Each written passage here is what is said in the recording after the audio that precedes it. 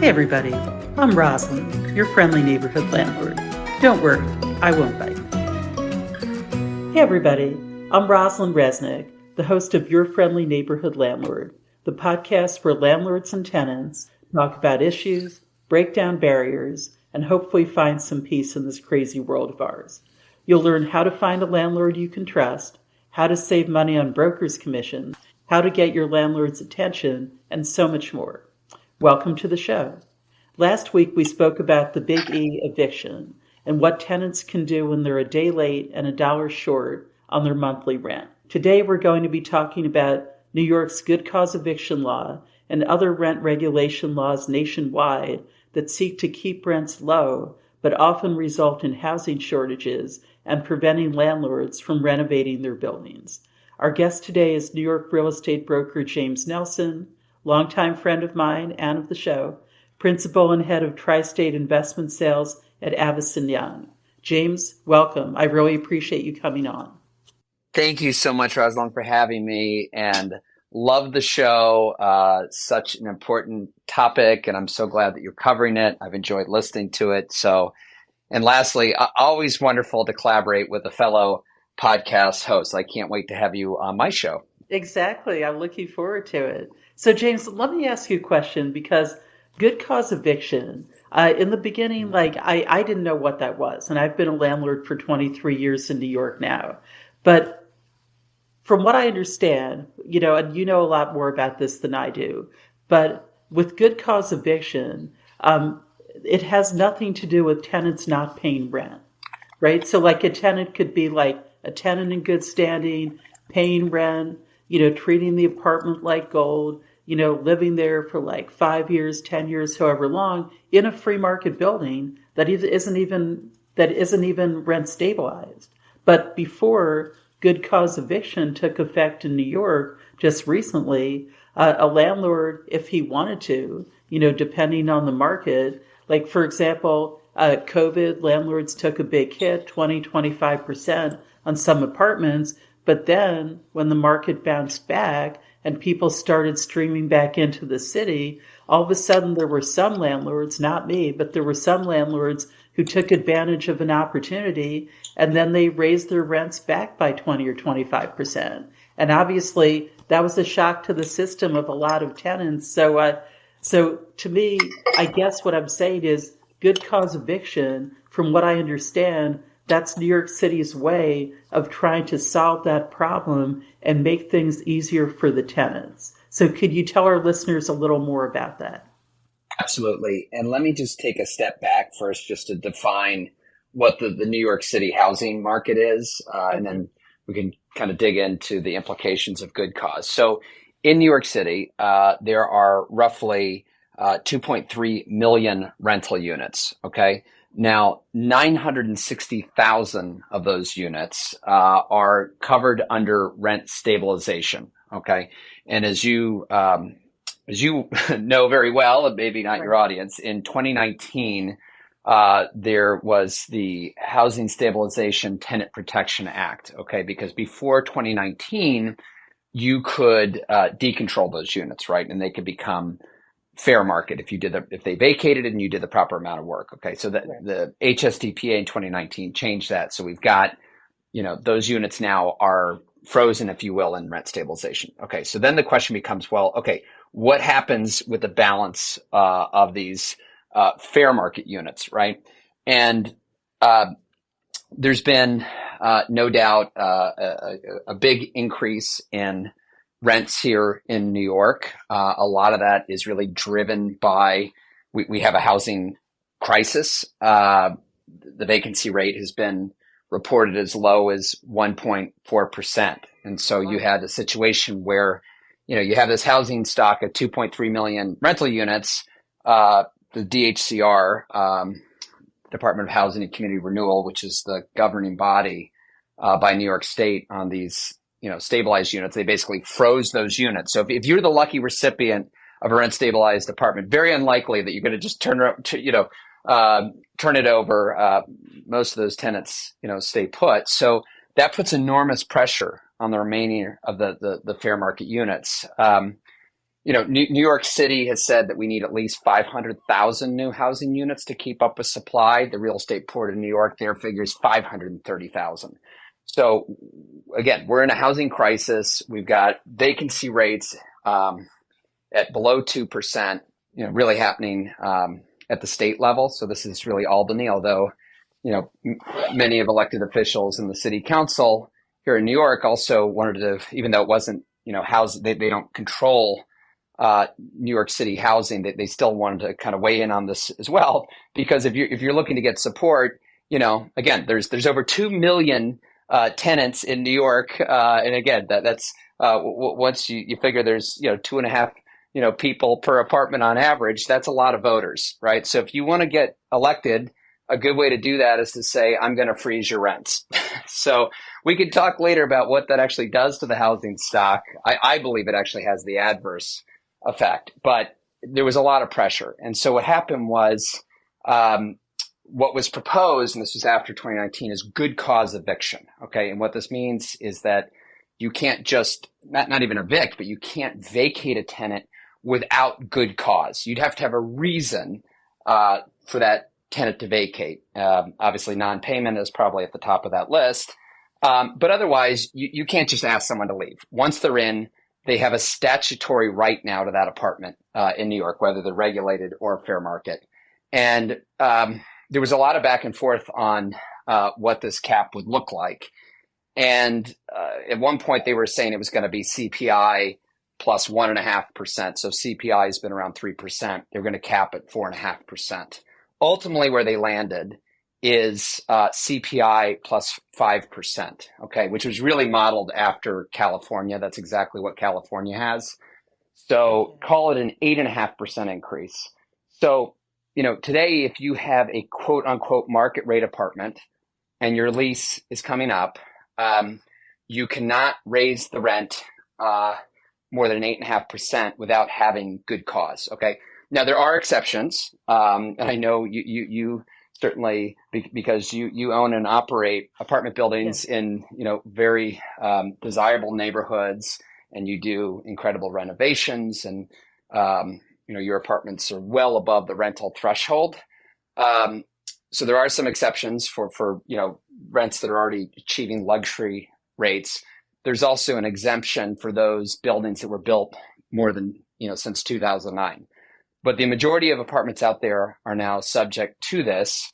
And so that was a very long explanation of what good cause is, but I think it's important to understand kind of the overall housing market, kind of the different, types of regulation, because we have, there was originally rent control, which was the original form of regulation. Although I think there's only about, call it 25,000 of those apartments left. The majority were the rent stabilized units that came into effect in the late 60s. And now good cause is really addressing the balance of the rental units here in New York with, again, those few exceptions that I gave you at the end. James, question. No, and I really appreciate your thorough explanation, because it is like a long and winding road. And unfortunately, it's led us to rent control, or I'm sorry, rent regulation of apartments that are actually free market. And I completely agree with you that unfortunately, this is the kind of law that the city passed, and not just here in New York, but California, other states, in an effort to help the tenants. But unfortunately, it means that there's going to be fewer apartments available for the tenants to rent. And it also means that landlords are going to have less money to make necessary capital improvements. So, but let me ask you a question though, because obviously it's more tenants who listen to this podcast than landlords probably. So how does this work? Like, let's say you're a tenant in New York City. I don't know, you're living in Brooklyn, you're paying $4,000 a month for a 2-bedroom.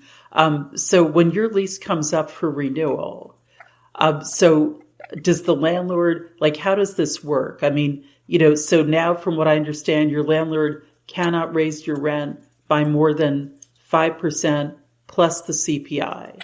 Okay, so that's 8.5%. So does the landlord need to give you like some kind of form or some kind of notice, or what happens if the landlord tries to charge you 10%? What can you do? Like, what are your rights as a tenant?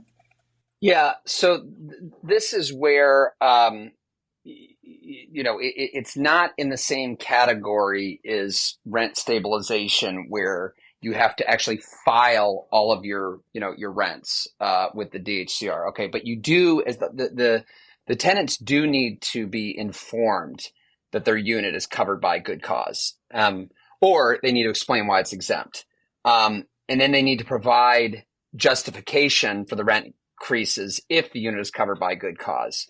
So um, this is a situation where, again, that the burden is on the landlord, to provide this information.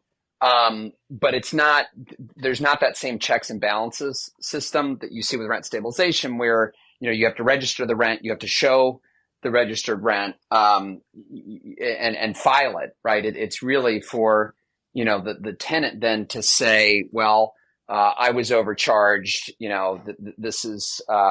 This seems, and I'm sure there's going to be plenty of landlords who probably don't even know that good cause exists. I know that might sound like a crazy thing, but this all just came into effect. So the burden will then be on the tenant then to, say if they think that the landlord has raised the rent at too high an amount, or if the landlord asks them to vacate. So again, if the landlord asks them to vacate, they need to have good cause. Right. So good cause. I'm assuming. I guess having run a tech company before I got into the real estate business, I remember that the way it works in New York, as far as labor laws, that our company would have had to have shown good cause if we decided to let go an employee. So good cause might be coming into work late every day. Right. It might be being disruptive. It might mean, I mean, I remember there was one employee who like threatened to bring like a gun to work because she was pissed off at this other guy. Anyway, so what would constitute good cause in the world of apartment? Yeah. So the definition, and again, includes non-payment of rent, significant lease violations, creating a nuisance, illegal activity, refusing access for necessary repairs, or the landlord intending to occupy their unit as their primary residence. Although that last one, I will say, is, it can still very much be debated. But yeah, for the most part, it would be if a tenant has been in violation of their lease. Now, James, let me ask you, so this law took effect pretty recently, correct? Yes. Okay, so have there been thousands of tenants losing their apartments over this? Um, Meaning, was this an issue that happened before, or are tenants now being cleared out? I mean, it's really hard. It's really hard to say, because again, we're not going to find out until these challenges come to the court, and that's a whole separate conversation. But if you're a tenant who has a grievance on this, the remedy is a legal process. So the landlord tenant courts, which or if you've ever experienced, are already so backlogged. How they're going to be mediating this, where if you're the landlord and you're saying, hey, this tenant is having parties every single night and a nuisance to other tenants, I'm not renewing the lease. I know that tenant says, what are you talking about? That's not the case. Where's the proof? Again, it's going to be shifted on the courts to decide. So as far as statistics on how many units where landlords have gone in and showed good cause, we're not going to really know that until it plays out in court. Okay, but James, let me ask you, so let's say you're a tenant and your landlord hits you with, let's call it a 10% rent increase, which is over that statutory 5% plus the CPI. Are you allowed to stay in your apartment and pay your existing rent while all this plays out in court? How does this work? Yeah, I mean that is because it's going to be a legal process. Again, and is to get that warrant of eviction to go in, that is a legal process. So the tenant is will still be in occupants until the landlord can prove otherwise. Wow, so it looks like more backlogs in landlord tenant court. Yes.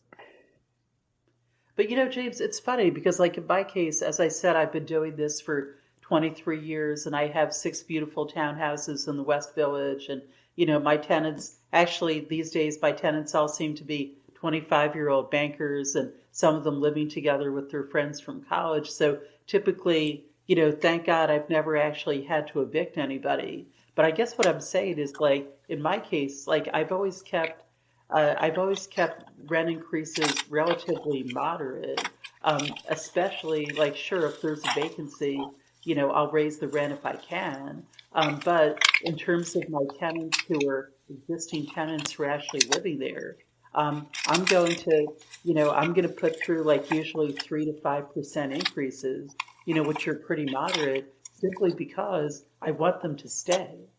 And it just seems like, my strategy, sometimes people say, oh, Rosalind, you're too much of a Girl Scout. But for me, I feel like it's actually more profitable for a landlord to have a tenant who stays as opposed to like churning them over at the end of the year, at the end of their lease. And then you have the cost of repainting the apartment, repairing their apartment.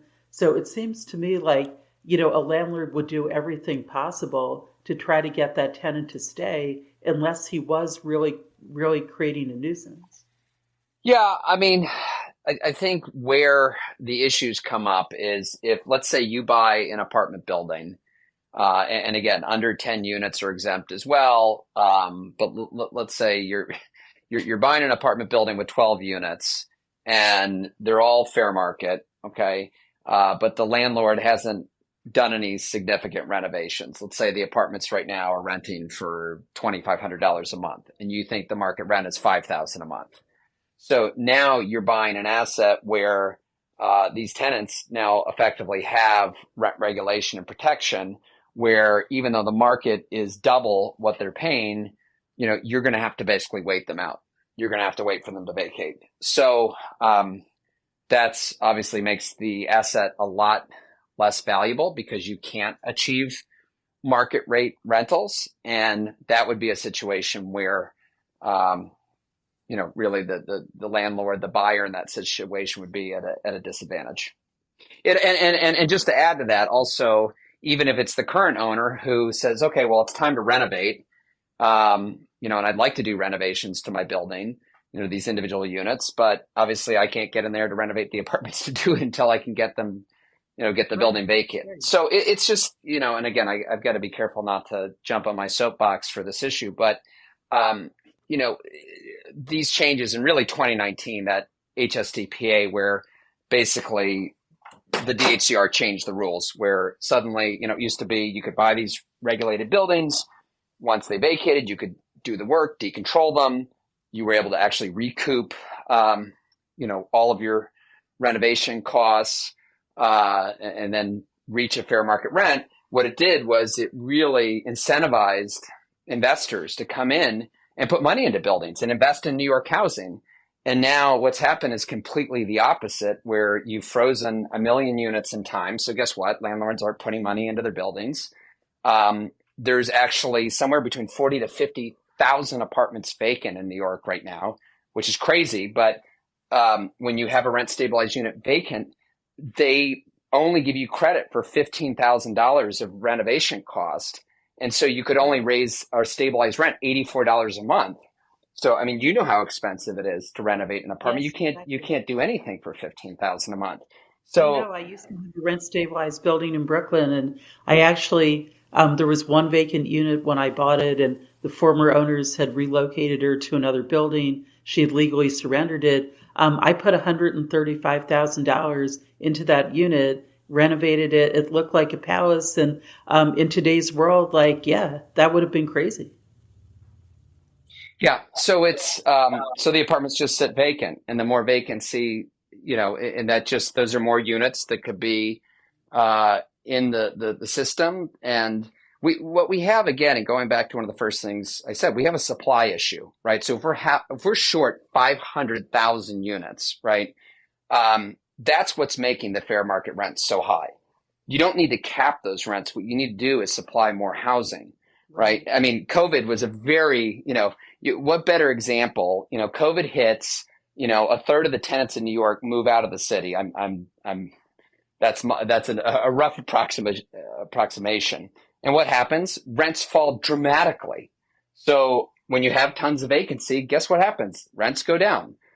Boston experienced the same thing when they got rid of rent regulation. Everybody thought rents were going to go through the roof. No, it evened things out because it's, people who are holding on to these cheap apartments and maybe they've inherited them and they never want to leave because of that, whether or not they have the financial need or not. There's no testing, as you know, for rent regulation. So you could be, a partner at a big investment bank pulling down a couple $1 million a year, and you inherited your grandmother's classic 6 apartment on Central Park, for $800 a month, because you lived there for 2 years in college. And that's depriving a family and, housing units for the future. So it's a complicated issue. Again, for our elected officials to just say we need to freeze rents, the rents are too high. What they really should be focused on is encouraging developers to build new units. Now, we could do a whole nother show on that. Right. But what I could tell you very briefly on that is we had a tax abatement, 421A, that allowed for the creation of tens of thousands of affordable units. There was a tax abatement that was given for that. Then Albany let that expire, right? And so for 2 years, as soon as that expired, land sales dropped by 75%. So, it's very clear that without the tax abatement, the taxes are so expensive here in New York that developers won't build rental housing without it. So finally, we got an updated abatement for new developments called 45X. But the affordability requirements for larger projects are much greater. And now there's a labor requirement where if you want to build a building, certainly larger buildings of over 149 units, you need union labor. And the costs are so significant that we're talking to developers who are saying this doesn't work. We're not building large scale projects. So, Rosalind, I wish I had better news for your audience that, we were going to suddenly see tens of thousands of apartments added to New York. But I don't think this latest plan is going to work. But what happened and how good cause went into effect is Governor Hochul had to cut that deal. And she wanted to look, don't get me wrong, 45X is better than nothing, right? So it's something, and it will help with some of these smaller developments. So to get 45X, she needed to grant good cause eviction. So that's how that happened. I understand. Well, James, here's the thing. We're going to have to wrap it up here, but thank you very much for your perspective and for all of your great information for landlords and tenants alike. And yes, sadly, it looks like for right now, affordable housing is going to be a lose-lose for tenants and landlords. Hopefully things will change in the future. Everybody, thanks again for tuning in to Your Friendly Neighborhood Landlord. I'm Rosalind Resnick, and I'll see you next Monday with a brand new episode. I'd like to thank Brian Miller, my talented and intrepid producer, for welcoming me to the world of podcasting and working diligently behind the scenes to make each episode as acoustically perfect as possible. To keep listening to more of these informative podcasts that can save you time and money on your apartment, click follow or subscribe wherever you get your podcasts. And if you have a question that you'd like me to answer on the show, just shoot me an email at rosalindnyc@gmail.com. That's Rosalind, ROSALIND, NYC, like New York City, @gmail.com. And I'll see you next week. Bye.